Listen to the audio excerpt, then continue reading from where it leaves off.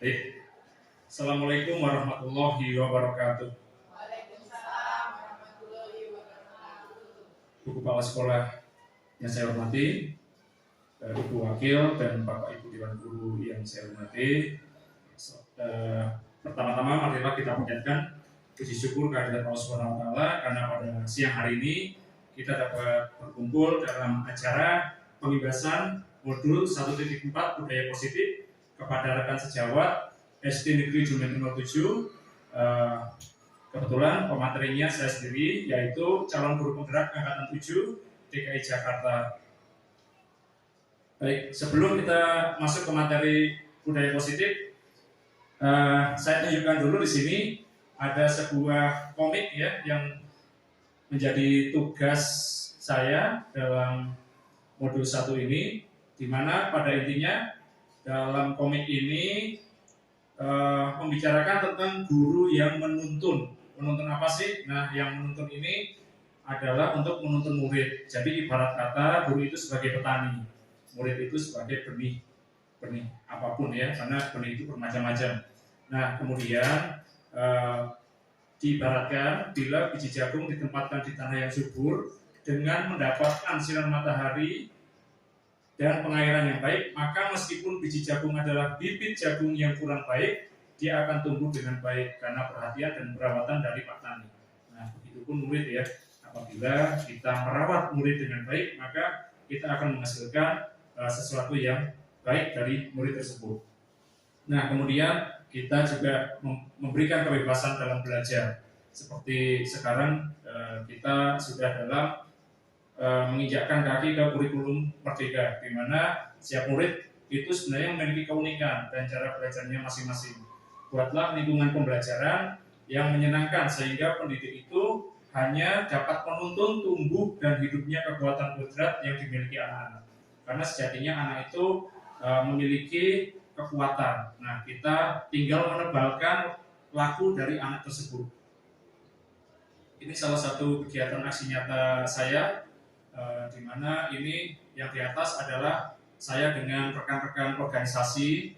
Kemudian ini selama saya di kelas ya. Jadi semua kegiatan guru penggerak ini harus saya imbaskan. Nah, pertama kali saya imbaskan ke kelas, kemudian ke rekan sejawat, dan kemudian ini sebenarnya adalah tambahan saja karena sebenarnya saya belum melangkah ke sini, tapi sudah saya lakukan ke organisasi ini. Kebetulan di lingkup dinas pendidikan, saya bersama Ibu Kasudin, kebetulan nggak dapat foto bersama Bu Nadia. Nah, materi hari ini adalah budaya positif, di mana nilai-nilai, keyakinan-keyakinan dan kebiasaan-kebiasaan di sekolah yang berpihak pada murid agar murid dapat berkembang menjadi pribadi yang kritis, penuh hormat dan bertanggung jawab. Di sini saya mohon maaf sebelumnya, bukan berarti saya menggurui Bapak Ibu semuanya. Saya hanya menyampaikan materi dari yang saya dapatkan. Mudah-mudahan ini bisa bermanfaat untuk Bapak Ibu semuanya, karena kita ini adalah pendidik yang saya rasa terus menerima perubahan-perubahan, terutama dalam hal mengajar, kurikulum dan sebagainya. Nah, ini saya mau memberikan 3 motivasi perilaku manusia nih. 3 perilaku manusia. Yang pertama, manusia itu memiliki motivasi untuk menghindari ketidaknyamanan atau hukuman. Jadi untuk menghindari hukuman, dia termotivasi agar tidak melakukan kesalahan. Kemudian yang kedua, mendapatkan imbalan atau penghargaan dari orang lain. Tentunya setiap orang ingin mendapatkan penghargaan. Nah, tetapi apakah penghargaan itu sifatnya selalu baik? Nah, nanti akan kita ulas ya. Kemudian untuk menjadi orang yang mereka inginkan dan menghargai diri sendiri dengan nilai-nilai yang mereka percaya. Nah, untuk yang ketiga ini berarti dalam diri sendiri itu tidak memikirkan yang 1 dan 2 sebagai motivasinya, tetapi lebih mendekatkan diri sendiri untuk bertanggung jawab terhadap apapun yang menjadi nilai-nilai yang harus dilakukan. Nah, sebelumnya saya ingin bertanya kepada Bapak Ibu semuanya, sebagai seorang guru, saat Anda hadir mengajar di kelas tepat waktu, motivasi apa yang mendasari tindakan Bapak Ibu semuanya? Apakah yang pertama datang tepat waktu karena tidak ingin ditegur oleh atasan, atau datang tepat waktu atau ingin dapat pujian dari atasan. Nah ini biasanya ibaratnya kayak kasarnya cari muka gitu ya kepada atasan. Kemudian yang ketiga, ingin jadi orang yang menghargai waktu, menghargai diri sendiri, dan menjadi teladan bagi murid-murid dan rekan-rekannya. Nah, kiranya mungkin ada yang mau membantu menjawab nih di antara ketiga ini, menurut Bapak Ibu mana yang mendasari tindakan Bapak Ibu selama ini? Nomor 3, ingin menjadi orang yang menghargai waktu, menghargai diri Anda sendiri sebagai teladan bagi murid-murid. Baik, terima kasih Ibu. Ya, itu yang dilakukan oleh Bu Haji Tri. Berikutnya ada lagi, Bapak. Terima kasih Pak Randi. Saya mencoba menjawabnya bahwa saya memilih untuk poin yang ketiga. Saya ingin bahwa saya datang tepat waktu itu, seperti tadi Putri, bahwa ingin memberikan teladan terhadap anak-anak. Saya punya pengalaman Pak Randi. Guru saya SD itu kalau datang itu pagi-pagi, kemudian tasnya ditaruh di meja guru. Nah itu sampai sekarang saya coba ikuti. Maka kalau pagi saya datang itu saya suka langsung ke kelas. Kemudian tas saya taruh di situ. Nah itu saya baru turun muter-muter ke lapangan nemui anak-anak. Itu yang saya lakukan dengan maksud sebenarnya saya ingin mencoba memberikan teladan terhadap anak-anak bahwa sekolah itu harus tepat waktu datang sesuai dengan aturan yang ada. Itu kira-kira perangi. Terima kasih. Tepuk tangan buat Pak Markus. Ya. Luar biasa Pak Markus. Mudah-mudahan bisa meneladani kita semua ya, termasuk saya. Saya sendiri selama ini belum bisa melaksanakan seperti yang Pak Markus lakukan, tapi insya Allah yang namanya tindakan positif itu pasti semua ingin mengikutinya ya. Ada lagi Bapak Ibu? Nah, cukup ya. Baik, kita lanjut ke berikutnya. Nah, dari ketiga motivasi tadi, motivasi mana yang saat ini paling banyak mendasari perilaku murid di kelas? Nah, tentunya Bapak Ibu sudah mengamati ya. Kiranya tuh murid-murid lebih banyak yang mana nih? Monggo silakan, ada yang lain gantian? Gimana? Ya, kira-kira lebih banyak yang mana? Apakah yang ingin dihargai, atau karena takut ingin dihukum, atau memang dasarnya anak ini dari dalam hati bertanggung jawab? Nah, silakan. Ada yang lain yang mewakili? Ya di kelas, murid-murid, ayo ini tentang murid bukan diri sendiri. Ya, mungkin bisa berganti tadi Bu Citri udah, Pak Markus, Bu Siwi mungkin, Bu Fitri, ayo. Ya, pasti ada deh penggambaran murid-murid di kelas. Nah, selama ini diamati gak sih murid-muridnya? Lebih banyak yang mana? Guru yang, ya silakan. Yes. Terima kasih. Kalau menurut saya, mungkin kalau untuk cari muka anak-anak itu untuk masalah cepat datang ke sekolah, mungkin untuk cari muka itu tidak ya Pak. Yeah. Itu kalau untuk cari muka. Tapi kalau menurut saya kebanyakan anak-anak yang datang ke sekolah itu cepat. Satu bisa aja karena ibunya memang, orang tuanya memang tepat waktu mengajarkan anak-anak itu tepat waktu ke anak-anak itu, jadi datang lebih awal. Yang kedua, bisa jadi ada sebagian anak cepat dapat datang ke sekolah karena takut masuk daftar buku piket buku terlambat gitu. Jadi ada berbagai motivasi menurut saya, jadi tidak hanya satu gitu. Yang berikutnya ada juga anak-anak itu datang lebih awal ke sekolah karena ingin bermain sama teman-temannya dulu. Nah, yang berikutnya, tapi ini kayaknya agak sedikit. Ada juga anak-anak itu datang ke sekolah tepat waktu atau lebih awal karena memang dia senang dengan sekolahnya, terus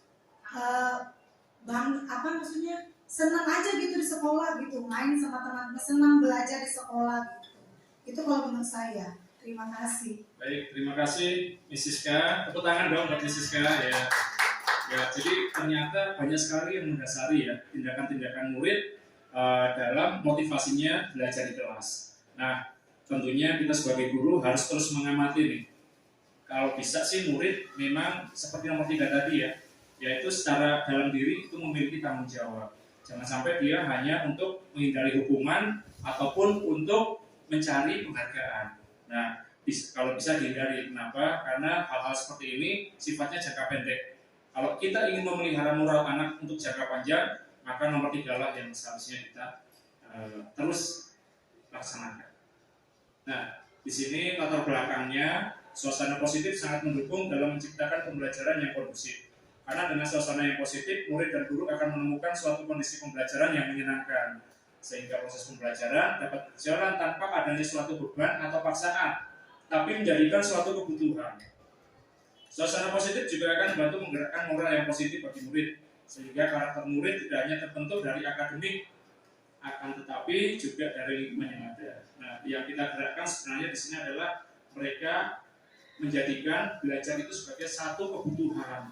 Nah, kalau kita sudah bisa menggerakkan seperti ini, maka kita sudah sedikit berhasil dalam menuntun murid. Nah, tinggal kita menebalkan terus tuh tingkah laku murid sampai kita selesai mengajarkan di sekolah ini. Karena kalau sudah ditebalkan, maka selanjutnya dia akan terus melaksanakan moralnya dengan positif juga. Nah, strategi apa yang selama ini Bapak Ibu terapkan dalam menanamkan disiplin dan hasilnya pada perilakunya? Kiranya masing-masing sudah menerapkan disiplin ya. Nah, ada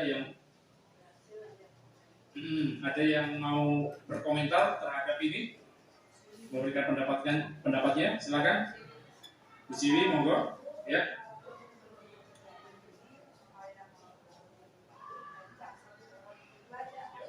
Ya. Ya, silakan. Baik, terima kasih Ibu. Ya.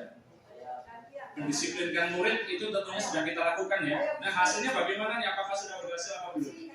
Silakan. Terima kasih Pak Rani. Ya.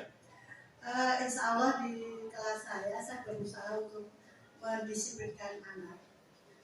Tapi namanya anak kan berbeda-beda kepala, berbeda-beda cara pemikiran. Walaupun saya sebagai guru sudah berupaya sedemikian ya sudah berusaha, tapi ya itulah, ada yang berhasil, ada yang tidak. Mungkin kedisiplinan itu akan terbentuk dari rumah dulu. Kalau sudah terbentuk dari rumah, insya Allah di kelas juga akan terbentuk dengan rapi. Terima kasih. Baik, terima kasih. Mungkin karena Ibu Siwi di kelas rendah, jadi penanaman nilai-nilai dari rumah itu sangat penting sekali bagi terselenggaranya pembelajaran di kelas. Nah, kita di kelas juga harus terus menebalkan tingkah lakunya supaya bisa disiplin, beretika, bermoral, dan berkarakter belajar Pancasila. Oke, terima kasih. Nah, sekarang tentunya Bapak Ibu memiliki keyakinan bahwa tindakan yang dilakukan akan berefek positif jangka panjang terhadap perilaku moral murid. Bapak Ibu, apakah yakin ini akan berjangka panjang? Yakin ya? Yakin ya? Baik. Itu yang kita harapkan. Kita harus melakukan tindakan sesuatu itu harus berjangka panjang supaya efeknya tidak hanya sekarang tetapi untuk masa depan murid ke depan. Nah, di sini budaya positif sebenarnya ada banyak sekali Bapak Ibu, ada perubahan paradigma belajar, disiplin positif, motivasi perilaku manusia, kebutuhan dasar, kemudian posisi kontrol restitusi, keyakinan kelas, dan segitiga restitusi. Nah, akan saya bahas sedikit demi sedikit. Oke, sekarang yang pertama perubahan paradigma belajar. Guru adalah pemimpin pembelajaran yang mendorong tumbuh kembang siswa secara holistik atau berkelanjutan, aktif berpusat pada murid dan menjadi teladan serta agen transformasi untuk mewujudkan profil pelajar Pancasila. Oleh karena itu, guru merupakan ujung tombak menciptakan budaya positif sekolah.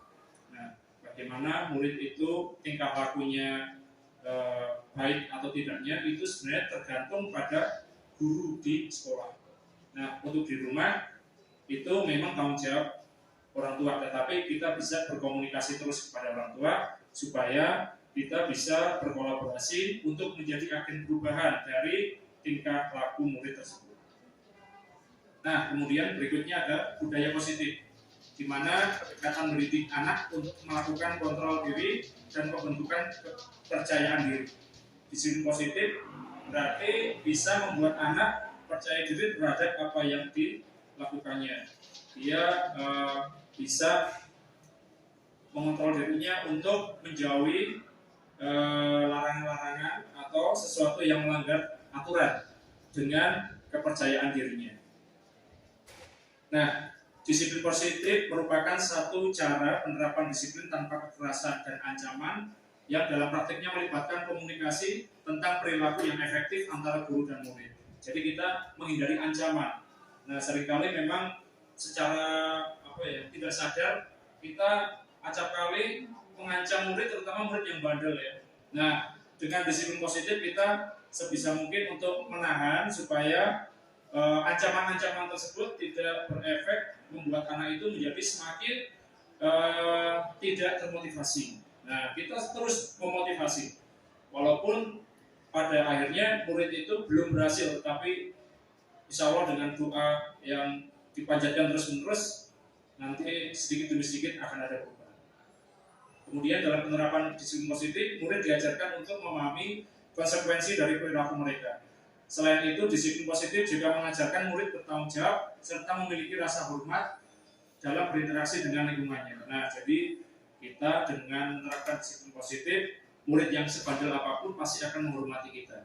Berbeda dengan kalau kita terus menghukum dia, terus menghardik dia, maka yang ada adalah ketika kita bertemu dengan murid itu akan kabur, menghindari kita. Nah, itu yang kita hindari ya.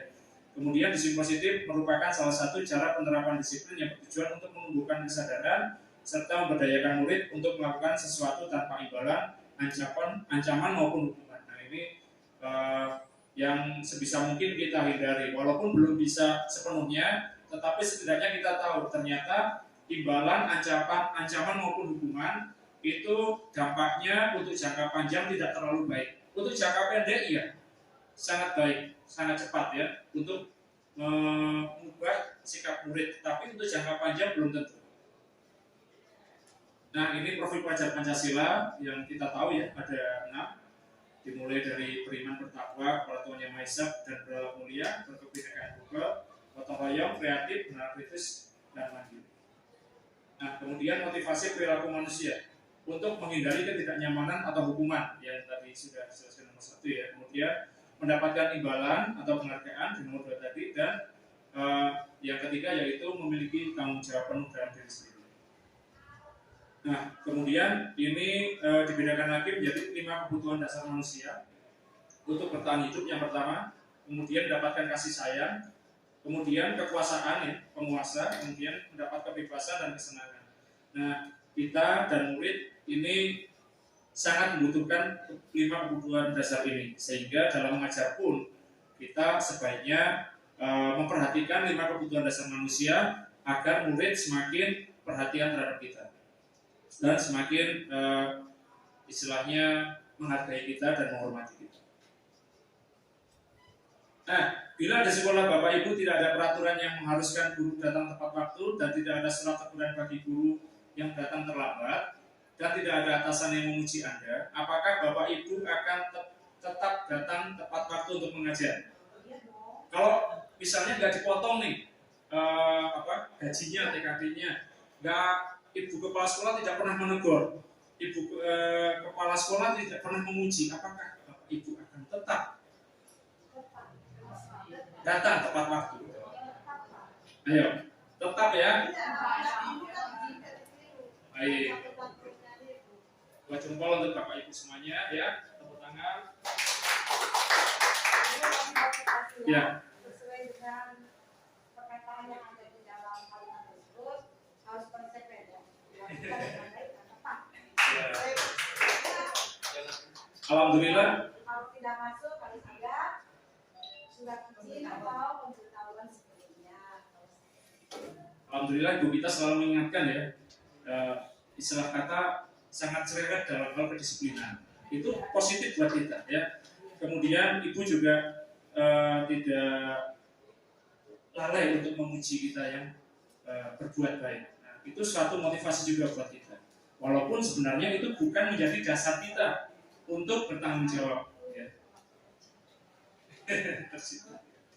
Ya. Lanjut.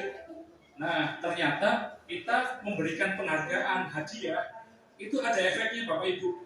Nah, yang pertama, penghargaan efektif jika kita menginginkan seseorang melakukan sesuatu yang kita inginkan dalam jangka waktu pendek. Jadi kita ingin anaknya juara 1, nah kita berikan penghargaan nih. Nah itu ternyata efeknya jangka pendek saja. Kemudian kita menggunakan penghargaan lagi, maka orang tersebut akan bergantung pada penghargaan yang diberikan, serta kehilangan motivasi dari data. Nah ini sering terjadi nih. Biasanya anak kalau juara dapat hadiah, ini kok enggak gitu. Pasti bertanya-tanya, besok nggak mau lomba lagi kan nggak ada hadiahnya. Nah itu yang kita khawatirkan. Makanya kita memberikan hadiah ke murid, belum tentu itu akan bersifat baik. Bisa jadi nanti dalam anggapan murid akan seperti itu. Jadi anggapannya saya harus dapat hadiah terus. Kalau saya juara 1, padahal juara 1 itu adalah kebutuhan dasar dirinya sendiri. Nah, jika kita mendapatkan penghargaan untuk melakukan sesuatu yang baik, maka selain kita senantiasa berharap mendapat penghargaan tersebut lagi, kita pun menjadi tidak menyadari tindakan baik yang kita lakukan. Nah, jadi tindakan baik kita akan tersamarkan oleh penghargaan tersebut. Kita motivasi adalah saya harus dihargai terus-menerus ya. Sedangkan kita melupakan tindakan baik kita. Kita sudah berbuat baik, tapi yang kita pikirkan hanya penghargaannya. Nah, itu harus kita singkirkan. Nah, inilah efek penghargaan. Jadi tidak selamanya penghargaan baik. Oleh karena itu, kita kalau bisa berusaha, ya jangan dihargai. Tapi kita harus menanamkan dalam diri tanggung jawab terhadap diri sendiri. Seperti itu. Nah, kemudian posisi kontrol guru ini ada 5 ya. Penghukum, pembuat rasa bersalah sebagai teman, pemantau, dan manajer. Nanti kita akan cari tahu mana posisi kontrol guru yang terbaik. Tentunya dengan melihat ini pasti Bapak Ibu sudah ada gambaran pasti yang ini. Nah, tetapi untuk lebih jelasnya kita bisa melihat, nah ini contohnya ya. Penghukum itu nada suara tinggi, bahasa tubuh, mata melotot, jari menunjuk, menghadap. Kamu nih ya, tunjuk-tunjuk, matanya melotot. Nah, kemudian atau dengan ucapan patuhi aturan saya atau awas. Nah, kemudian selalu kamu yang terakhir mengumpulkan tugas. Ini salah satu menghadap ya. Ya, ini adalah guru sebagai penghukum. Kemudian sekarang guru sebagai pembuat rasa bersalah. Nah, nada suaranya melemas, halus, sedih, bahasa tubuh merapat pada anak, terlihat lesu. Contoh, ibu sangat kecewa sekali dengan kamu. Bagaimana kalau orang tuamu tahu kamu buat seperti ini? Ini adalah pembuat rasa bersalah. Tapi secara tidak langsung, dia. Kemudian sebagai teman, nah sebagai teman ini timbul keakraban ya, di mana nada suaranya ramah, akrab, dan bercanda. Bahasa tubuh merapat pada murid, mata, dan senyum jenaka.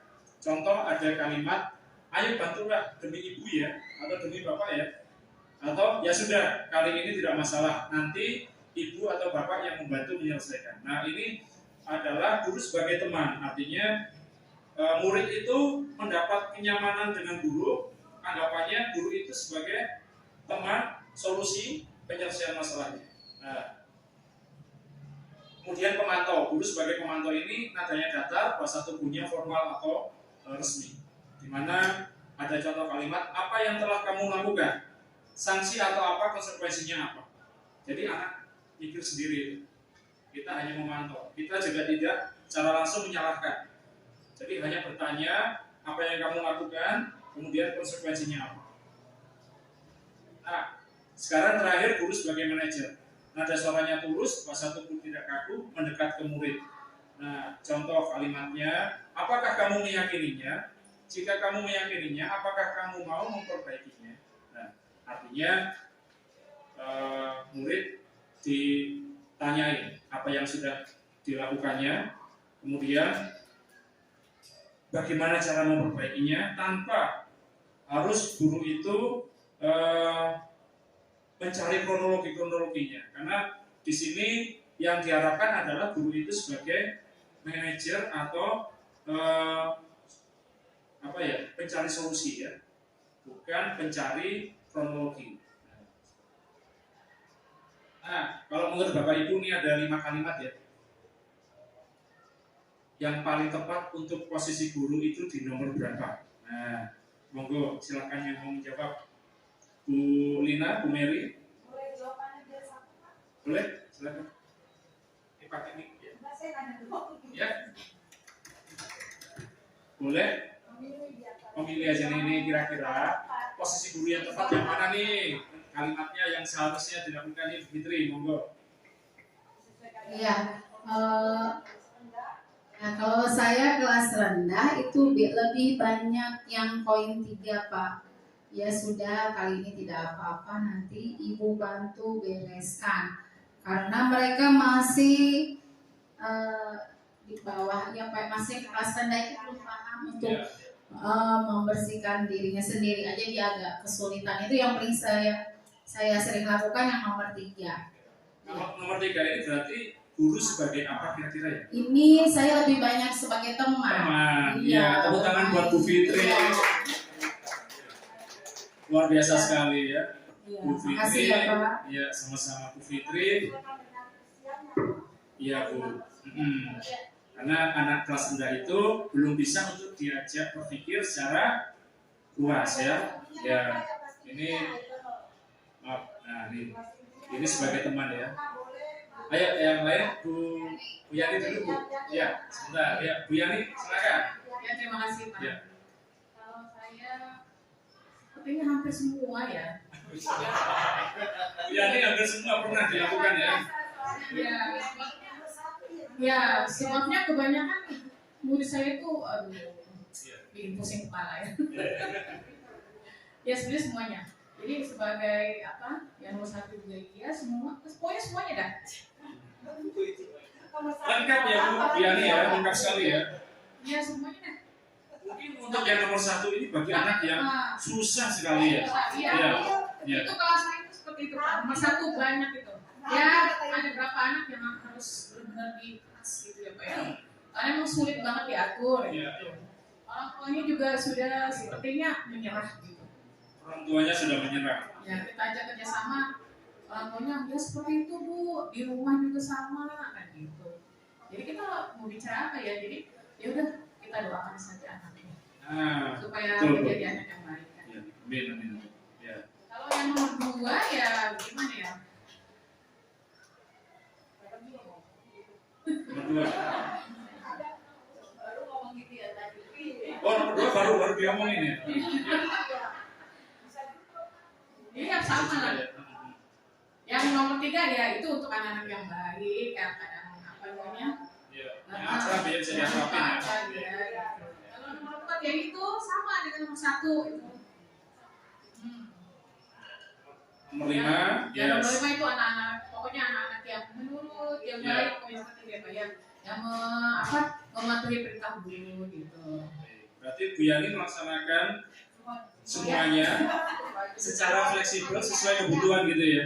Ya, saya kira memang sebaiknya kita ini menyesuaikan kebutuhan murid ya. Ya, memang kita sebisa mungkin menghindari hukuman, akan tetapi apabila memang itu tidak bisa hindari, ya kita minimal menghukum tapi tidak terlalu berat. Pokoknya tidak sampai melukai gitu. Ya, melukai itu. Oke, terima kasih buat Bu Yani, tepuk tangan buat dia. Ada lagi di sini mau? Oh iya, boleh. Terima kasih Pak Tanggi. Manakah posisi guru? Itu ada 1, 2, 3, 4, 5. Itu tidak pilih-pilih ya. Semuanya bisa diterapkan di kelas atas dan bawah. Menurut saya, kecuali ada kecualinya, nomor 1 itu ada kata awas, berarti ancaman. Kita tidak boleh ya, ada ancaman terhadap peserta didik. Jadi itu 2, 3, 4, 5 bisa diterapkan di kelas bawah dan atas. Mungkin ada kata lain kecuali awas gitu ya Pak. Kata-kata awas itu kan ancaman. Ya, itulah. Terima kasih. Betul sekali ya. Berarti kita harus mengganti. Kalau kita menghukum, kalimatnya jangan sampai yang memberikan ancaman sehingga membuat murid menjadi terancam dan hatinya menjadi tidak tenang. Terima kasih buat Bu Jitri, ya, Bu Siri. Jadi ya silakan. Terima kasih Pak Nandi. Kalau untuk peraturan, insya Allah saya yang nomor 3 sudah menerapkan. Saya sampaikan ke anak-anak itu semester 1. Tapi kalau untuk yang kelas semester 2, saya sudah ingin menyampaikan ke anak bahwa kalau kamu tidak mematuhi peraturan akan ada akibatnya. Kalau sekarang kan akibatnya nggak bisa mengerjakan tugas atau apa. Kalau seperti tadi ada anak yang tidak membawa buku, saya sampaikan tidak apa-apa seperti Ibu sampaikan. Tapi kalau mama kamu tahu akan sedih. Karena apa nak? Kamu disekolahkan itu untuk menjadi anak pintar. Kalau kamu nggak bawa buku, bagaimana? Bu guru tidak akan menghukum kamu, apalagi ngatain awas ya Pak ya. Tapi akhirnya anak itu nangis sendiri tadi. Saya berkata begitu, benar tadi pas di atas. Saya ngomong begitu. Kalau mama kamu tahu akan sedih nak. Bagaimana? Bu guru tidak akan menghukum kamu dan tidak akan berkata awas. Nah, akibatnya kamu akan tahu sendiri. Mama sudah mengantar kamu, sudah memberi uang saku kamu, sudah menyekolahkan kamu. Kok kamu tidak mematuhi peraturan? Kok tidak membawa buku? Sedangkan ibu guru sudah selalu mengingatkan, besok sekolah sore disiapkan bukunya. Akhirnya anak tadi menangis, terseduh-seduh, menangis sampai yang begitu kan. Akhirnya saya datengin, saya rusak, ya udah tidak apa. Lain kali jangan keulangi lagi. Luar biasa Bu Siwi, tepuk tangan buat Bu Siwi. Ya, Bu Siwi juga sudah berusaha untuk menerapkan minimal sebagai teman ya. Nanti bisa berlanjut lagi bahkan sebagai manajer kelas. Lanjut nih ya.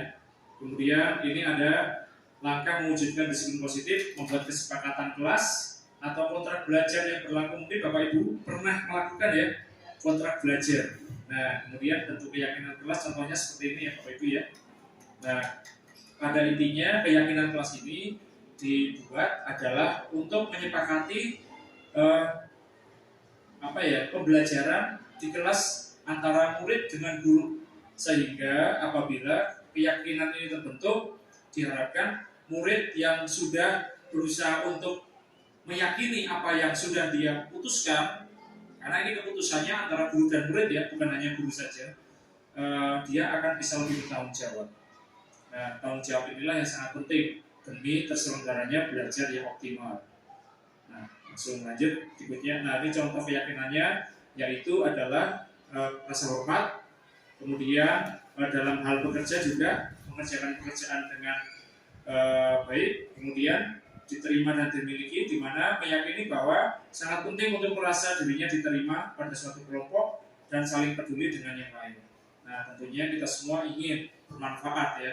Murid juga sama. Murid juga ingin bermanfaat pada temannya atau lingkungannya. Nah, ini harus selalu kita tanamkan juga ya murid ya, diterima dan dimiliki. Karena beberapa murid masih banyak terlihat egonya tinggi, susah untuk bekerja sama dengan teman. Nah, kita menuntun nih murid agar bisa berkolaborasi dengan baik. Karena salah satu poin profil pelajar Pancasila adalah gotong royong. Kalau kita tidak bisa menebalkan gotong royong pada murid, maka dia akan tidak berhasil dalam mencapai sikap gotong royongnya tersebut.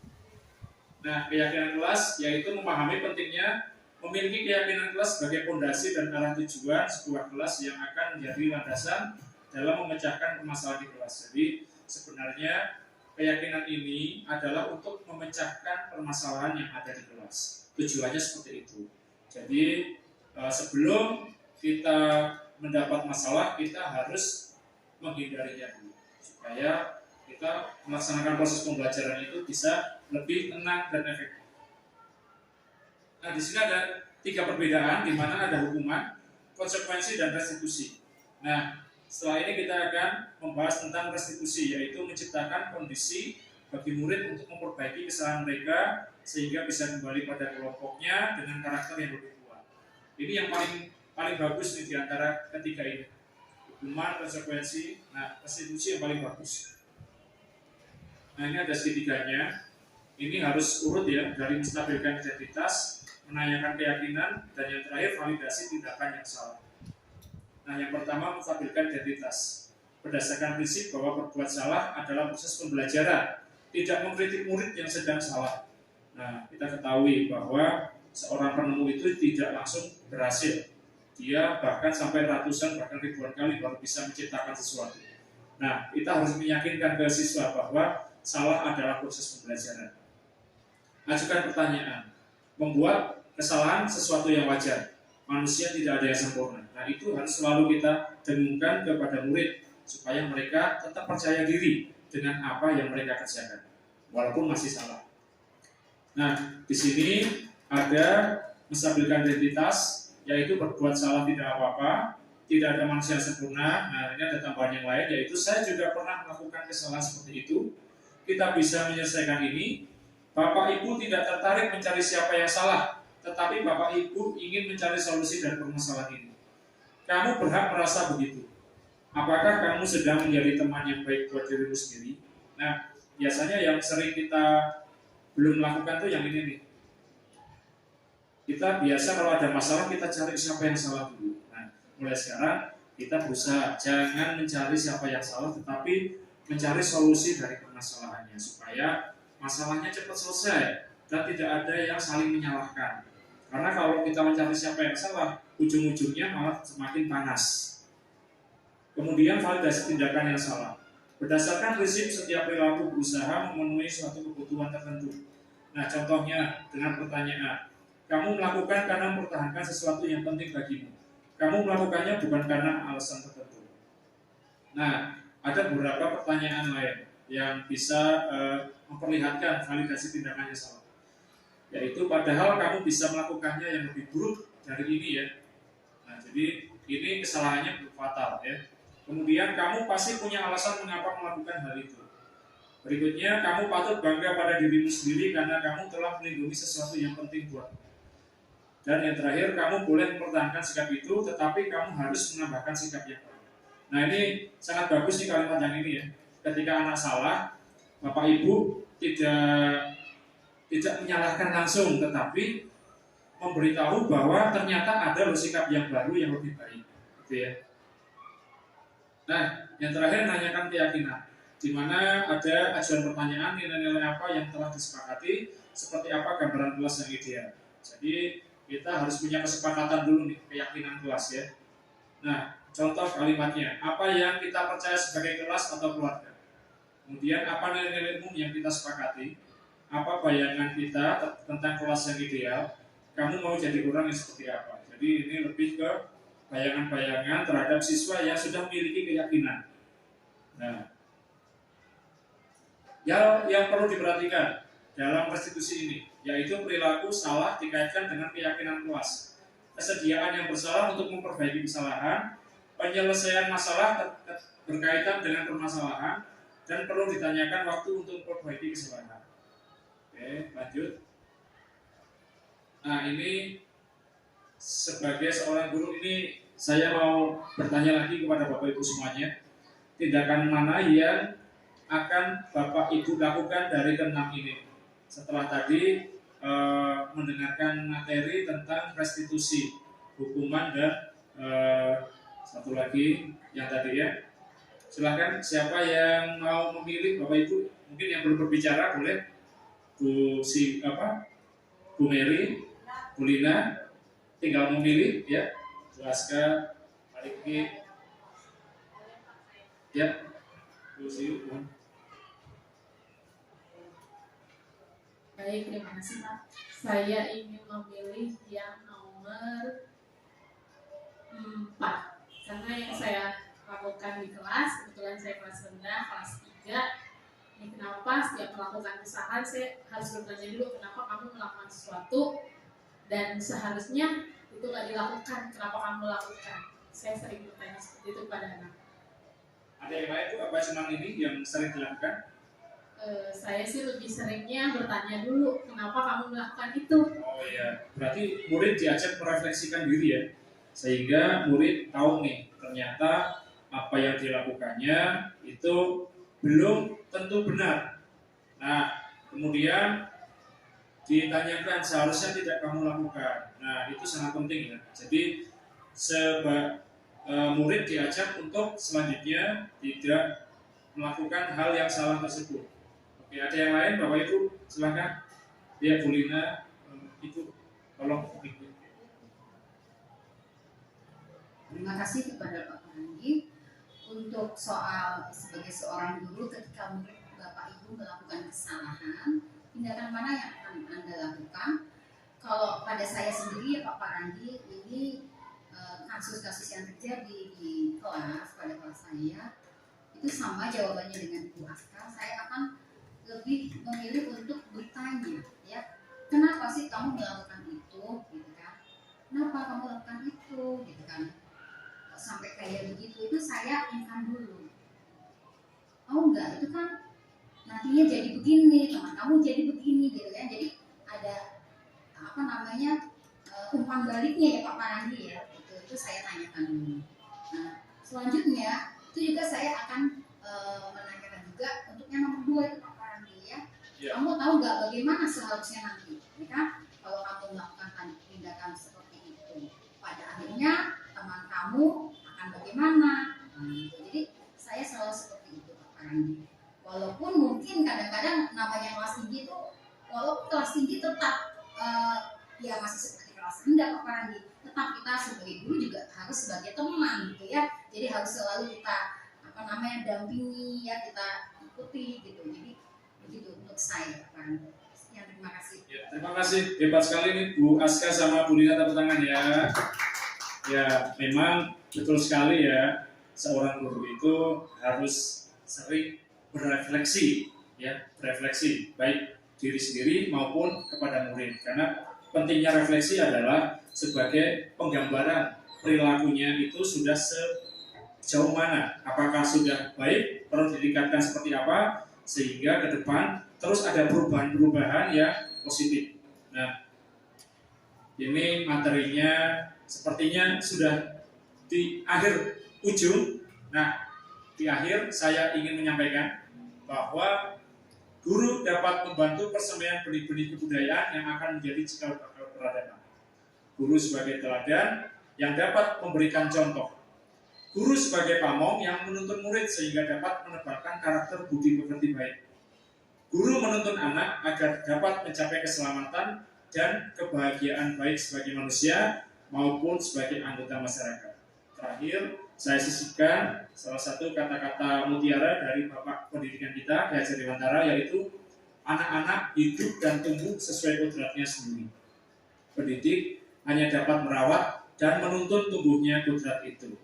Jadi kita harus bisa menebalkan karakter, menebalkan tingkah lakunya, menebalkan apa yang menjadi tindakan-tindakannya, supaya anak ini bisa tumbuh sesuai kodratnya sendiri, tanpa dia terpengaruh kodrat zaman dan kodrat alam.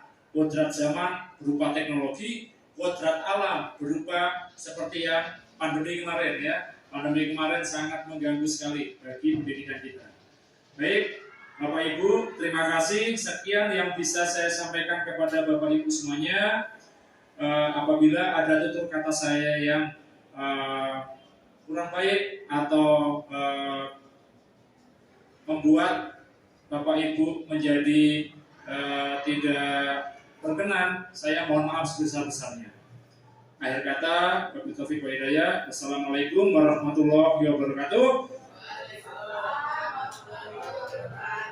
Salam dan bahagia. Guru bergerak, Indonesia maju.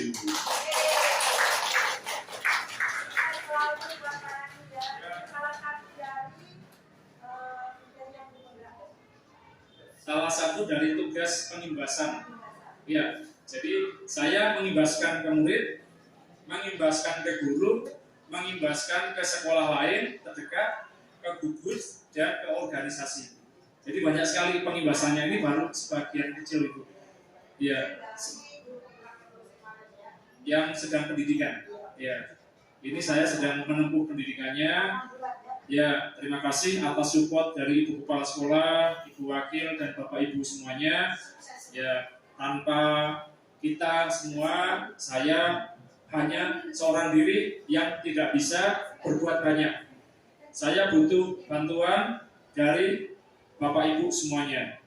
Saya butuh berkolaborasi dengan semuanya, karena sebagai sebuah organisasi, kita tidak bisa sendiri. Pentingnya kerjasama adalah nomor satu. Saling melengkapi itu juga merupakan hal yang penting buat kita. Kekurangan kita jangan dijadikan suatu beban, tetapi kekurangan kita pasti akan dilengkapi oleh yang lain. Ya, jadi saya harapkan kita bisa terus percaya diri terhadap apa yang kita miliki, dan kita bisa terus memperbaiki diri terhadap apa yang kita kurang miliki. Terima kasih Bapak Ibu semuanya. Sekian. Salam dan bahagia. Mungkin Pak Ibu mau menyampaikan.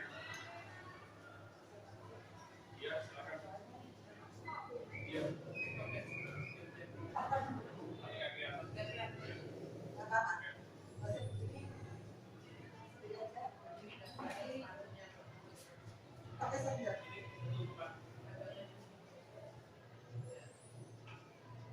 Baik Pak Randi, terima kasih waktunya yang diberikan pada Ibu.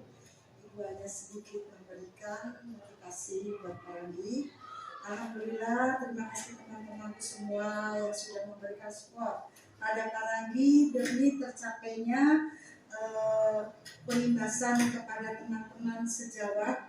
Semoga kegiatan ini dapat diaplikasikan lagi oleh Bapak Ibu ke kelas nanti, karena ini ilmu yang sangat bagus sekali. Ibu juga baru mendapatkan beberapa ilmu, di antaranya tadi kriteria-kriteria guru yang seperti apa yang Ibu dapatkan. Nah, tadi sangat bagus. Ibu juga mengharapkan kepada Bapak dan Ibu guru semuanya dengan paparan-paparan ini dapat diaplikasikan dalam kinerja kita sehari-hari. Terutama tadi sudah yang pertama itu kepercayaan diri untuk memberikan motivasi kepada siswa, dan kita memberikan teladan untuk siswa yang tadi sudah ditindaklanjuti oleh Pak Markus dengan Bu Haji Tri. Kalau kita itu harus memberikan contoh yang baik buat murid-murid kita, dan kita harus konsisten terhadap kinerja kita. Apa yang kita lakukan itu demi masa depan anak didik kita dan tanggung jawab kita sebagai abdi negara, ya. Jadi jangan, saya senang tadi dengan ada apa-apa efek dari ujian, efek dari penghargaan. Nah, jangan seperti itu. Karena dengan penghargaan itu kita sepertinya tidak mempunyai rasa tanggung jawab yang full, ya, pada diri sendiri. Artinya kita tergantung. Kalau kita menang kita harus dapat ini, kita dapat ini, tidak, ya. Kita harus memberikan apa yang kita sumbangkan kepada negara, itulah yang akan kita dapatkan. Nah, betul, ambil bagus. Jadi apa-apa jangan sedikit-sedikit dengan uang, dikategorikan dengan uang. Itu tidak akan, pekerjaan kita tidak akan diridhoi Allah. Artinya karena kita tidak ikhlas, ya kan Pak? Karena di sini ada label selalu ingin mendapatkan penghargaan, ya. Yang menghargai adalah negara dan diri kita sendiri serta Allah, ya, Bapak Ibu. Terima kasih Pak Randi, Ibu sangat istilahnya puaslah dengan apa paparan Pak Randi tadi ini. Mudah-mudahan teman-teman kita juga bisa nanti yang sudah pada lulus guru penggerak nanti akan seperti ini. Pak Riki tugasnya. Nah, ini adalah motivasi dari Pak Randi sebagai teladan yang pertama. Nanti kan ada Bu Ikra, Pak Riki, Bu Yaya, dan ibu-ibu semuanya yang umurnya masih muda. Ayo kita berkarya demi negara. Itu saja. Mungkin Pak Randi, terima kasih ya. Sangat bagus sekali. Aplausnya dong buat kurang Pak Randi. Ya, bisa selalu ya Pak Randi. Mudah-mudahan kedepannya akan lebih baik lagi. Amin. Ibu akhiri, wabillahi taufiq wal hidayah. Wassalamualaikum warahmatullahi wabarakatuh. Boleh dibubarkan Ibu? Boleh. Bapak Ibu, terima kasih. Selanjutnya silakan boleh kembali ke ruangan masing-masing. Mohon maaf untuk waktu yang sudah diruangkan dan terima kasih.